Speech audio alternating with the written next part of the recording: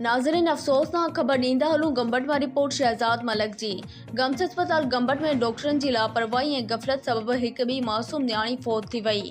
बाह में सड़ियल जैकोबाबाद जे रहवासी मासूम न्याणी 12 साला रुकिया वार्ड में तड़पी दम ॾेई छॾियो। मुतासिर औरत मासूम न्याणी जी अमर खे बार बार बेहोशी जा दौरा ईंदा रहिया ऐं उन बेवस औरत रोईंदे ॿुधायो त असां परे जा परदेसी आहियूं, असांजे हिते डॉक्टरनि नर्सनि समेत को बि नथो ॿुधे।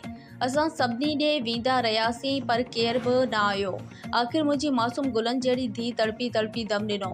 मुतासिर औरत सेहत जे वज़ीर ऐं गम्स डायरेक्टर डॉक्टर रहीम बख्श भट्टी खां ड्यूटी में गफ़लत कंदड़ डॉक्टरनि ख़िलाफ़ कार्रवाई करण जी घुर कई आहे। किथों जाओ मां किथों जाओ तव्हां? असां जे कंबार जाऊं। छा मसलो थियो आहे? हेडक्वार्टर जो वटि वेठा आहियूं। छा मसलो थियो आहे? ॿार खे गुज़रती बाह लगी आहे चोले के। हाँ ॿार इहो सड़ी वई आहे पुठी तोड़ी ॾिठी को हिते तोड़ी सड़ियल आहे, हथ ॿई साबित, मुंहुं साबित, पैर साबित। इहा ॿार खे थी छा वियो? मतलब इनमें बर्न वार्ड में कोई स्टाफ न हो, डॉक्टर न हुया? कोई डॉक्टर न आयो। असां पहिरें पिया आहियूं, क़ुरान चलूं पिया।